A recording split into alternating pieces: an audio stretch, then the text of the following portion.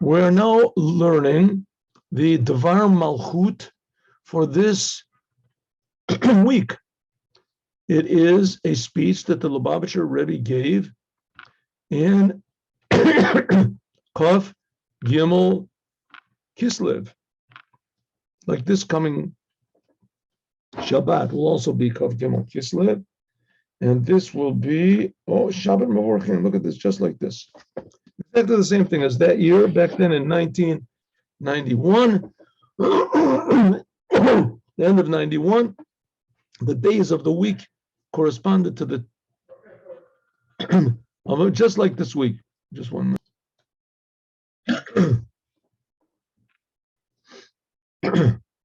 All right, so this is relevant. Of course, this is the Shabbat right before Chanukah, and the Shabbat, which comes after Yutet Kislev, which Yutet Kislev is the holiday of holidays, as far as Chabad is concerned, and Chabad is concerned with fixing up the whole world. So as far as the whole world is concerned, Yutet Kislev is the holiday of holidays, when the first Rebbe of Chabad got out of prison, and that was the beginning of the spreading out in a really big way of Hasidut. Okay, so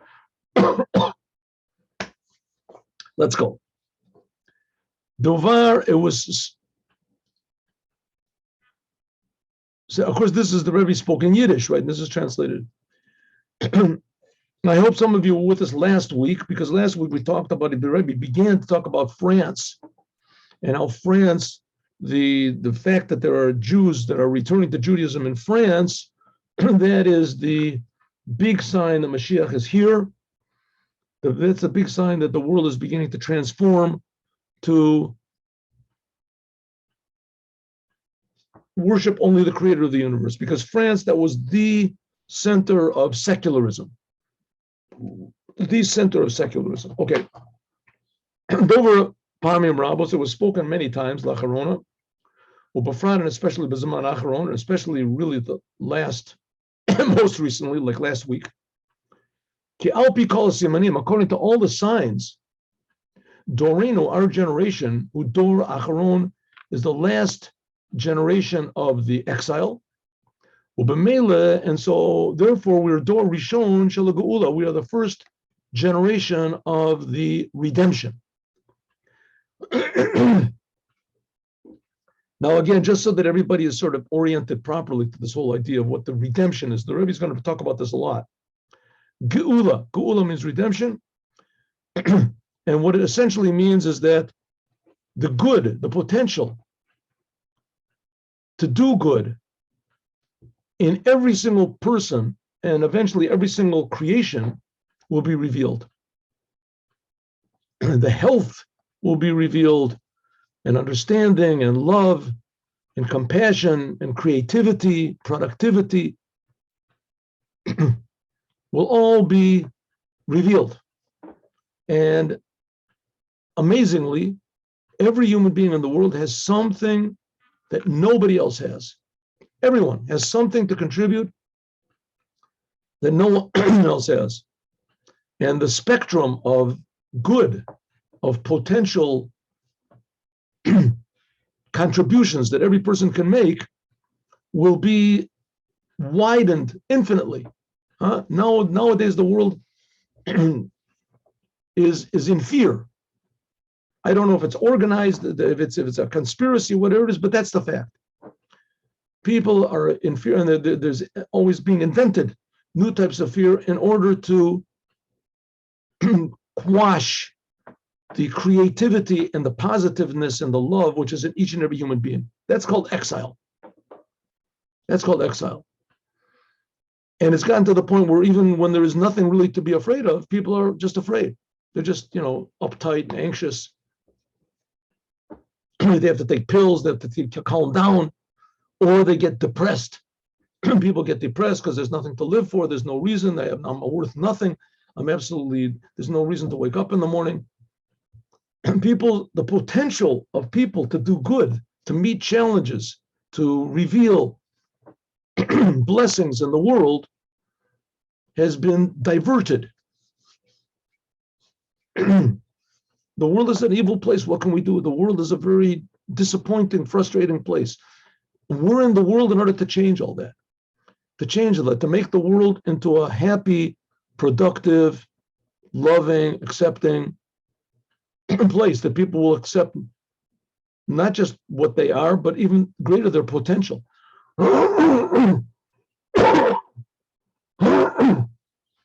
Potential to do good, potential to bring life, potential to connect to the Creator, to reveal that's called revealing the Creator in the creation, to reveal that every human being is made in the image of the Creator of the universe. That's called GEULA. And it can only be done by the Jewish people. That's what the Jewish people are chosen for. We're the chosen people to bring this benefit and blessing and holiness to the whole entire world. That's called GEULA. And the Moshiach will do this, and the Lubavitcher Rebbe is the Moshiach. He is the Moshiach. Why isn't it revealed? Why is the world all confused? I don't know. The Rebbe says he also doesn't know. But nevertheless, if we take these lessons to heart, and even more, we take them from our heart into our mind and to our mouths and speak, into our hands and legs and do, then we'll see that the world is not so scary as we think, and it's not so formidable. The future is not so negative and imposing as we think, and that we can do good. We have to know what good is. Okay, here we go. So now saying that, the Rebbe said, we are now in the last generation of exile, the first generation of GEULA, of redemption. Kivan, since Shekavar Saimu Kol Yani Avoda, we've already done everything. V'kavar Omdim, we're already prepared for the GEULA Mitit Vashlema, for the true redemption by means of Mashiach Tzikenu immediately, which will be signaled by the Mashiach. Like the Maimonides says, there's a person we can suppose to be Mashiach, and then there's a person that does the job of Mashiach, that we're certain he's the Mashiach. Certain Mashiach means that he builds the Holy Temple. That's his goal.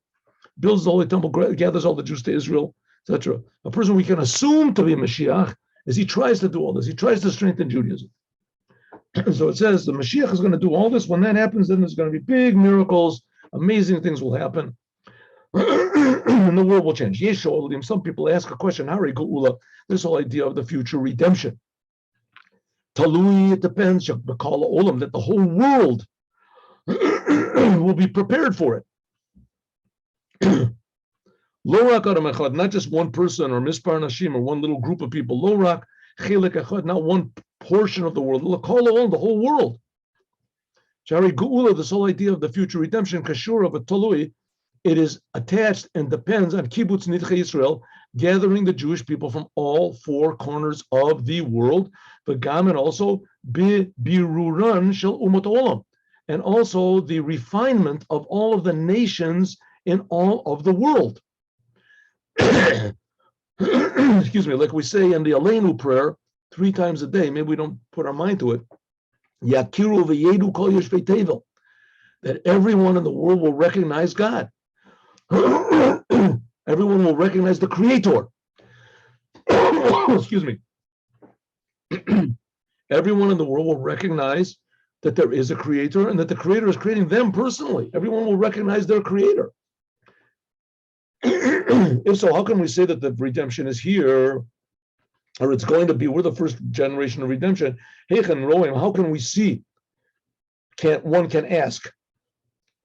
We don't see the world has changed. We see that the world is more prepared now for the future redemption than it was in the previous generations. How do we see it? Maybe just be quiet about the whole thing and let things take their own course. What does the Rebbe have to announce? Here we are, we're in the time. Don't announce and just let things take their course. What's the problem? It's the same thing, something like that maybe. When there was the Gulf War, remember that was like in 1990 or something, the Gulf War. So Saddam Hussein, he had all these big rockets, and he shot these Scud missiles with these big, super powerful warheads that could knock down whole buildings and everything like that. And everybody suspected that he had chemical warfare as well, and biological warfare. Maybe that's the same. No, chemical warfare, yeah, chemical and biological. That he had bombs that were going to spread germs all over the world. And he was, especially Israel, He was going to bomb Israel. Israel was his big target. So he shot 39 missiles into Israel. 39 missiles. And everybody in Israel, they were all afraid, and they were handing around gas masks against the biological warfare. The physical. It ended up that they didn't work anyway. They couldn't work, and people died because of the gas mask. Anyway, so Lubavitcher Rebbe came out with this announcement that you won't need the gas masks. You don't need them. He said if they tell you to put them on, you should put them on. Don't make a big deal out of it. But the fact is, there's not going to be any chemical warfare. There's not going to be biological warfare. The fact is, Israel is the safest place in the world, especially for Jews. Now, when the bombs are raining down, safest place in the world. No, what happened is it came out exactly that way. He didn't use any. There was no one in the world that agreed with the Rebbe. Absolutely no one agreed with the Rebbe. That the Rebbe is going to say there's not going to be any bomb, nobody's going to be hurt. What are you talking about? He's got this huge big missiles with these big bombs, and for sure everybody was certain there's going to be gas. We're going to be gassed. We're going to be chemicalized. We're going to be germed. Whatever it's going to. It's not going to happen. So sure enough, the Chabad people, everybody was walking around with little boxes with their gas mask on it, and the Chabad people weren't walking around with their gas masks on them, and they weren't walking around with their boxes. And people decorated the boxes so it looked nice, and this, and the Chabad not. Maybe a couple, once in a while, somebody, if they got yelled at enough, so they would remember, they would bring their box outside. There it is. And sure enough, it was exactly like the Rebbe said, exactly what he said. In fact, I think less people died in Israel in those days than ever before, because people were afraid to drive in the streets, so there was no automobile accidents. But no one died from the bombs. Nobody died. One person died from one of these Patriot missiles. Whole buildings fell down. Nobody died. So you can ask a question: what did the Rebbe have to say this for in the beginning? What did he have to tell people? Just let it happen, and afterwards say, "See, God protects us." And then, what do you have to do? So the answer is first of all to know that there's a prophet in Israel. Number one. And also that there should be the least amount of anxiety as possible. Right? The people shouldn't be anxious, shouldn't be afraid. And it ended up that the anxiety killed more people than anything else. Old people died, heart attacks, things like that, from the anxiety. But to let us know and to prepare for good things, that God is good and God will protect us. And we should prepare and to let be known that there's, like I said, there's a prophet in Israel. There's people who know about God's goodness and they want to inform us of God's goodness. And here the Rebbe is saying the whole world is going to be good. The whole world is already beginning to be good. The redemption is already here. We can see it. The Rebbe says, where do you see it? So the Rebbe said, I'll explain it. Listen, calm down. Yuvan said, first of all, we can understand, behektem, hatam, the reason of the whole hishtalshlus, of the whole chain of the traveling of the Jewish people in exile from one place to another. But we just learned about that in Torah, or right? Even though Pesurim ben Israel, that the Jewish people are all spread out in all sorts of different nations in all the world. I mean, that's what Haman said to Achashverosh. The Jews are spread out all over the world. You read this is a tremendous descent. And the more that the Jewish people are spread out, how you read a Gadol Yoter, it's a greater descent. The Jewish people are all supposed to be, the Jewish people are the holy people. They're supposed to be in the Holy Land with the Holy Torah, with the Holy Temple. That's supposed to be the Jewish people, a holy nation, Am Kadosh. And we're supposed to be in the Eretz HaKodesh, the Holy Land. That's what we're supposed to be.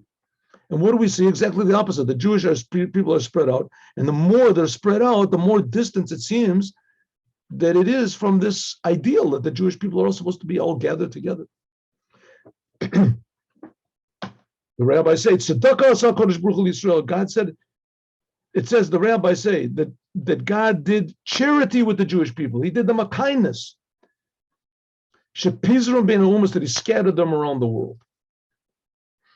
Yadua, what type of kindness is this? Yadua, Pirush Panim. It's known that the inside meaning, Shazel Bigalal, this is because Amaila Shabah, because of the good quality that comes by means of the service of the Jewish people, Makom, in each and every place. where they are, Medina Zaro, in a strange country. They mitlabshim, and they clothe themselves, both in a mutter, in a way that's permissible according to law. The minhag makom, in the customs of the place and that country. Right? Jews are supposed to be integrated into the societies where they are. Not to lose their Judaism, not to cut off your beard, and not to take off your tzitzis, and not put on tefillin, and not to pray with in a congregation, and not to stop keeping Shabbos. No, we're not talking about that. We're talking about you're supposed to do the things that everybody else can do. A Jew is supposed to do, right? Without losing your identity. You have talents. You have to use the talents. Medabrin, you can speak in the language of the country. You can speak in mundane things about what happened in the soccer game, what happened to this, but only in a way that's permissible. But kol makom, each way according to its way. Lafi, because toknos hamakom v'toknos anshi hamakom, according to the place. Kedivrei Chazal, like it says, Ozlo lekarta hilach le'nimusa. It says you go to a country, you go to a city, you should go according to the customs of that city. Until the law is, this is the main thing in business. You go after the language of the people and after their customs, whatever their customs are, providing the customs do not contradict the Torah in any way. The Iker Gadol, and the main thing is Minhag Medina, the customs of the country. Minhag Medina shall umot ha'olam, of the non-Jews. Asher im rov toshvil Medina's chutzlords, which they are the majority of the people outside. In order to not sell, in order to use minhagam elu lavodaso, to God's service. Shari kol masecha, because everything that you do should be for the sake of heaven. In all of your ways, you should know Him. Yosef b'Torah mitzvahs. This adds on in Torah and the commandments. So, for instance, if you'll be more acceptable to people if you wear like $1,000 suit than a $200 suit, so buy $1,000 suit. And if in that country they happen to wear, the green suits, and you wear a green suit. There are certain things that's forbidden to do if it's in the way of idolatry or even touching on idolatry. You're not supposed to do it. There's a lot of Jews, a lot of Jewish groups that they're very, very careful not to even go in the customs in any way of the country where they are. It's a good thing. I'm not saying it's a bad thing. It's a bad thing. You have these Hasidic gur and Hasidic business or whatever, and they dress up in their garments, black, garments with stockings, with tucked in, and they want to look different so that they remember all the time that they're Jews and they're separate. Good, that's very good. In Chabad, they say, listen, we want to, as much as possible, utilize the world. Of course, a very big principle in Chassidut, in fact, maybe the main principle of being a Chassid, is not to fool yourself. Not to fool yourself. Don't say, I'll listen to their music and I'll be okay, and I'll play their music and then I'll be okay, and I'll dance to their music, I'll be okay. I'll go to the whatever is the discotheques and I'll be okay. I'm still a Jew, I still put on tefillin. That's called fooling yourself. It says in order to add to them converts. What does it mean, converts? This is talking about the sparks of holiness which are found in the whole world. We talked about that in the morning. That's what it means, Shagala Yisrael. That's what it means that the Jewish people were exiled. But Yisrael Makom was shown him while the Jewish people were exiled in different places in the world. This is in order, the barer, to refine, to clarify, and to elevate the nitzutzos, the sparks which are found in this place. And therefore, tzedakah, Kodesh Baruch Hu, Yisrael. Therefore, it says that charity was done to the Jewish people; they scattered them around in the world. By means of this, it adds on which are found in every single country. Maybe a really good example, I'm thinking might be a good example, is the Hanukkah candles. The Hanukkah candles, the Jewish people, when it comes around to the holiday of Christmas, so the non-Jews, they put big trees out and they put these big things, whatever, and the whole place is decorated. So the Rebbe said, when Hanukkah comes, we have to do the same thing with use that thing of advertising, and like they put in front of their place, so we'll put in front of our place a big menorah. big, huge menorahs and advertise it. And the the conservative Jews, the Reform Jews, were just scared out of their minds. They took them to Chabad, to court, and they said it's forbidden. We can't do it. But personally, because it's a religious thing, it's a religious item, we can't advertise it. We're pushing ourselves on others, and essentially they were very afraid. And the Rebbe said, "Listen, we're just utilizing the popularity, the thing which is done in their country. We're utilizing it, popularity, advertising, using the internet to advertise Judaism. Like the internet and an essential thing is not bad and it's not good. It's certainly used for bad. There's no doubt about that. And it does it very, very, very successfully. But nevertheless, it can be used for good. We can't fool ourselves, right? You can't have just in your house, an internet that's open to everything. But on the other hand, okay, so that explains what the Jews that are scattered all over the world in many, many countries into Euphrates, the Yom of Akedma, like the blessing that God gave to Jacob, that he'll be spread out west, east, north, and south, like the blessing of God to Jacob, because only by means of the service of the Jewish people in all these different countries in the world, in a way that it is clothed in the world in every single place, by means of this, that we live and we dwell in these different countries, and we act in places that are permissible according to that country. A Jew can bring about a birur and a zichuch, a refinement in the world, in every single place according to what it is. Often in a way that's made a dira b'tachtoni, that we make a dwelling place in the lower worlds, in this physical world. And it doesn't say just in the lower world, it says in the lower worlds. Kol tachton, all of the lowest places, masha'enkin, which is not case that the Jews are found just in a place temporarily, passing through. Or we only have influence on one particular place, let's say New York or whatever, and we don't have any effect on that place in the way that they're living. We keep to ourselves. We build a big wall around ourselves. We have a yeshiva, and we protect ourselves. But that's not the job of the Jews. Our job of the Jews is to spread out and influence the whole entire world. Of course, like I say, you have to watch out that you're not fooling yourself. You have to be strong enough, and that's the whole idea of the Rebbe. The Rebbe gave the power and the happiness and the positiveness that we can, and the certainty that this is exactly what God, who's the creator of the world, wants the world to do. In addition to this, mitzvosef is also added by means of this, but token v'atzlacha v'avoda. In the, how do you say, the power, the energy, and the success of our service, it says atam chiluki minhagim, the different customs according to the Torah between each and every country. Who machmas atchunos is because of the special qualities of that country. Tchunas hamakom, the place, people, warmer weather. Yeah, you don't dress as with such. You don't dress so insulated, and colder places you do.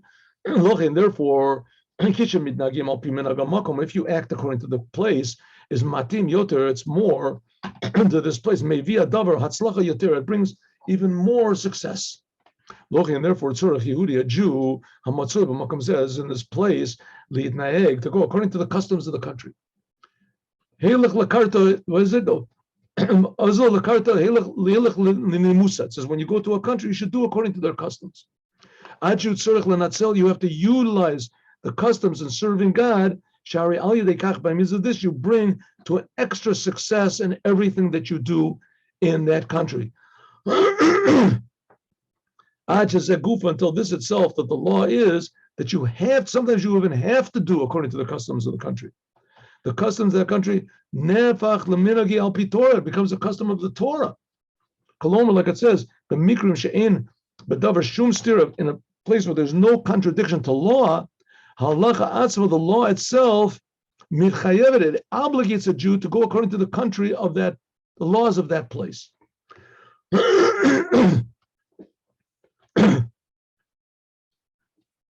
I'm trying to think of an example, and I can't came up with one right now.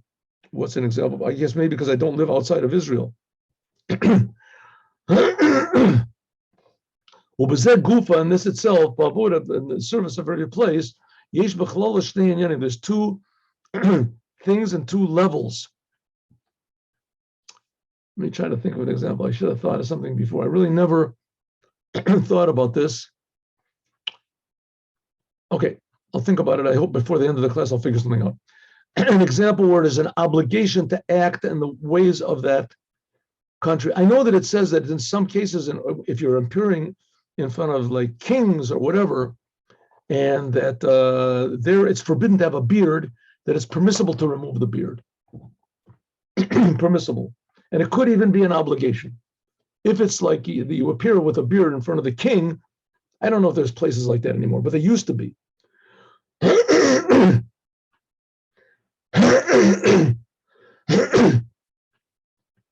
I know, like they say that in France, for instance, that the Rebbe was in France for a good while. He was there for, I don't know, 4 or 5 years, something in France. And he learned in the Sorbonne, he learned in other places. He got even degrees from these places. That there were places where you couldn't go with a kippah on your head, a yarmulke. The French are very, how do you say, essentially very anti-Semitic. Listen, they're no different than the English in this, but they're very anti-Semitic. Super. And they're very intolerant of anyone who is, demonstrates religion, or especially religion that's not their religion. Very anti-religious, that's true. Maybe, I don't know if they're so anti-Catholic, because it's a Catholic country. So, I mean, if there's a priest walking on the street, I don't think like people laugh at him and scream at him. But Jews, for some reason, everybody agrees that Jews are, the target of animosity. Okay, any case. So they say that there was no such thing as a Jew walking around with a kippah on his head. Like, this is before World War II. And the Rebbe was there. This is what I understand, that the Rebbe did not wear a kippah on his head. He did not wear a kippah, but he had a wig. He wore a wig, and he always wore a hat, a casquette, some sort of a modern sort of a hat on his head. And under that, when he had to remove his hat for whatever it is, and he's standing in front of a judge or something, by them it's something, you remove your hat, is that he wore a wig.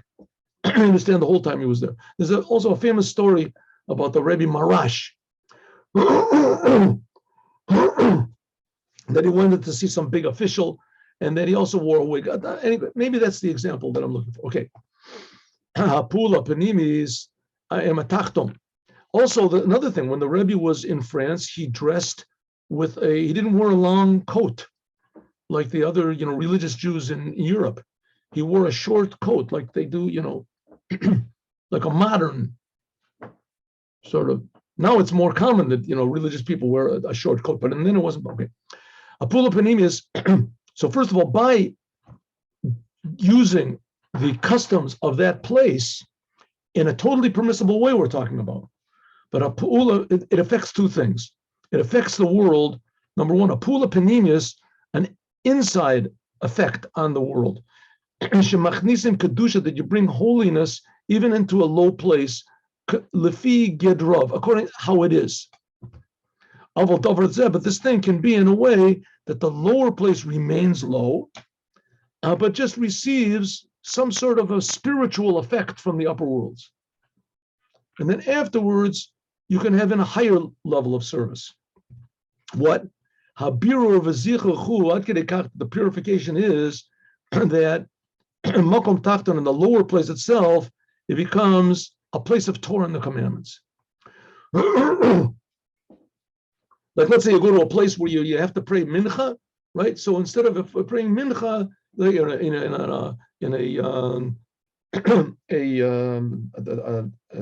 airport terminal, and you want to pray mincha, so what do? You don't want anybody to see that you're doing it, so you go over to a telephone, one of those telephones, and you pretend that you're making a telephone call and you really pray. So it means you had a spiritual effect on the place. Then there's a higher level, where you stand out and you yell, any Jews around here, anybody want to have mincha? You take a corner or someplace where it's not going to disturb anybody, but everybody can see, and you pray mincha in front of everybody. So the place itself, other Jews go by and they see what you're doing, right? You see what's happening? And then that becomes a place of Torah and the commandments. Al Yadei, by means of that you do over there, over there. Oh, I'm sorry. Shemakimim Sham, and then eventually you can even in these places, right, the cities, wherever you are, you can even make institutions of Torah and prayer and doing good deeds. Bati Knesset, synagogues, Bati Midrashes, places of learning, and also that the place becomes as though Ke'ilu Atzma'i, Ve'enu Zakuk Lahashpa Shel Kedusha Mimakom Sheni El Yon Yoter, that it be, instead of having to receive inspiration from New York, from the Rebbe, from Jerusalem, from this, the place itself becomes a holy place. And even more, Lo Ke'ilu, it's not as though it is, Look, Ofen Shemagalim, Shemagalim, Etamala, B'tachton Atzma, you reveal the highness of this low place itself, right? France becomes holy. France, this big holy yeshivas, Chabad in France, and Chabad houses all over Nice and Brenois. It becomes itself a dwelling for God. Exactly the opposite. The people, it draws other Jews closer to you, and even more, the non-Jews. When you say hello to them, good morning, right, and you help them out, the guy's stuck in his car, a religious Jew comes and he helps him, he pushes him, he realizes that this person is a religious Jew, not because he's trying to show off, or that's him, that's the person. He's just being himself, right? Like some people have a big nose, and some people have blue eyes, and some people have whatever it is, a high voice, and some people have a low voice. As this Jew, he has a beard, and he has tzitzis, and that's him. It's not something he does, it's something that he is. So it becomes natural, and people start running. Why are you doing this stuff, Mr. Jew? Because God wants me to, right? If God wouldn't want me to, I wouldn't do it. I'm just doing what God wants. I'm not trying to show off. It's not my nature at all. My nature is I'm a very shy person. I keep to myself. But tzitzis, you have to put on tzitzis. But it has to be in custom, according to the customs of the place where you are.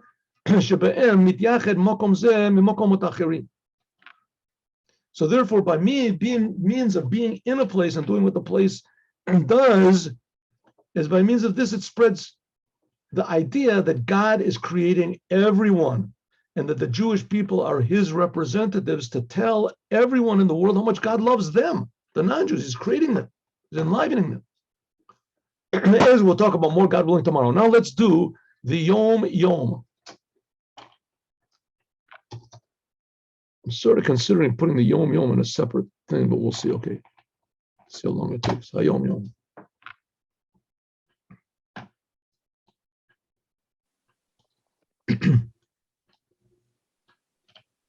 Why don't you save the tabs so you have them every night? I'm sorry? Why don't you save keep the window open so every night, every morning you give the shir, you see it there? No, I don't know, but we'll talk about it later. Hasidut Chabad opens the gates to the chambers of Chachma and Bina.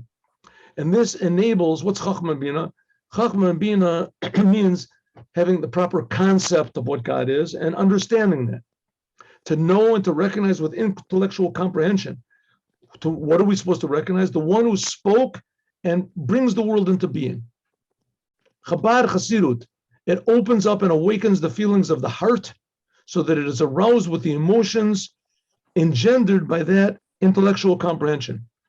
Okay, a little bit big words they're using over here, but what it means is Chabad Hasidut opens up the mind to God, and it opens up the heart to God.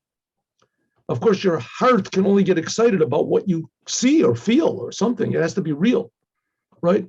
You can't say, okay, imagine you just won $1 million. Get excited. You're not going to get excited. It's not. I didn't get it. It's not there. Or just even more to tell a person, okay, get excited about what? Just get excited. That's all. That's ridiculous. You can't get excited. You have to be excited about something. So the only way you can get excited about God is if you feel God, you perceive God.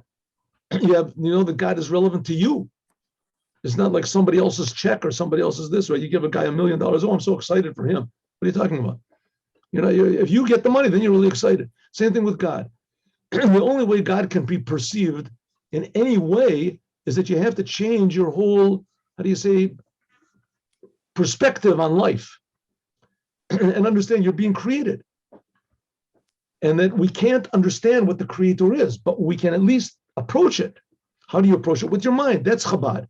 Chachma and Bina. It approaches this incomprehensible idea that God is really creating us. And he took us out of Egypt and he gave us the Torah. And you can comprehend this to the level where it becomes really meaningful to us. It's not just like a history story or interesting, it's part of our heritage. We feel really God is really creating us and is really alive.